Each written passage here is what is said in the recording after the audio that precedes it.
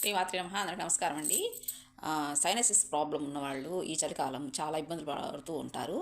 వాళ్ళకి నేను నాకు తెలిసినవి చెప్తానండి. ఏంటంటే నాకు కూడా ఆ ప్రాబ్లం ఉంది కాబట్టి అసలు గాలి వెలుతురు ఉన్న చోట చల్లగా అంటే మరి ఎక్కువ చల్లదనం లేకుండా మామూలుగా ఉండేటట్టుగా ఉంటే వాళ్ళకి ఎప్పుడు ఏం కాదండి. ఈ తుమ్ములు రావడం కానీ ఇలాంటివి ఏం రావు.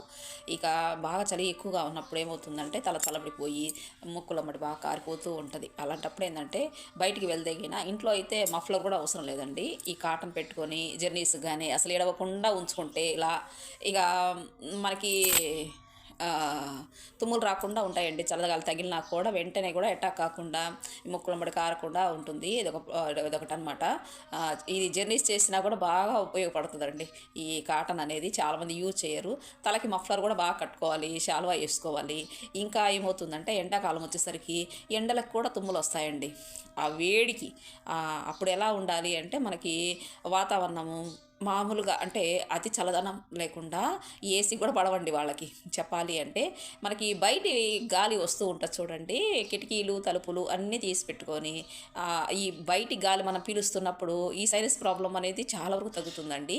ఈ చలికాలం అయితే అవసరం లేదు, కానీ మామూలు టైంలో ఈ ఈ ప్రాబ్లం అనేది చాలా వరకు తగ్గిద్ది. నేను ఇప్పుడు అలానే చేస్తున్నాను. ఇదివరకు అయితే టాబ్లెట్ల మీద టాబ్లెట్ వేసుకునేదాన్ని. ఇప్పుడు చాలా వరకు తగ్గించుకున్నానండి. ఇలా చేసుకోవటం వల్ల మనం ఫుడ్లో కూడా మార్పులు చేసుకోవాలండి. మజ్జిగ తాగితే పెరుగన్నం తిన్నా దానికి తగ్గట్టుగా జామకాయో ఏదన్నా దానిమ్మ యాపిల్ ఇలాంటివి వెంటనే తినకూడదండి. రేకాయలు ఇలాంటివి తింటే వెంటనే మళ్ళీ జలుబులాగా స్టార్ట్ అయ్యి అలా కూడా తుమ్ములు వస్తాయి ఈ చలికాలం అనేది. అందుకని ఒకటి తర్వాత ఒకటి గ్యాప్ ఇచ్చుకొని తినటం వల్ల మనకు ఆ ప్రాబ్లం అనేది ఉండదు. దాన్ని బట్టి టైం తీసుకొని మన కడుపులోకి ఉదయం ఎప్పుడో మనం యాపిల్ తిన్నాం అనుకోండి, మధ్యాహ్నం భోజనం చేయొచ్చు అనమాట.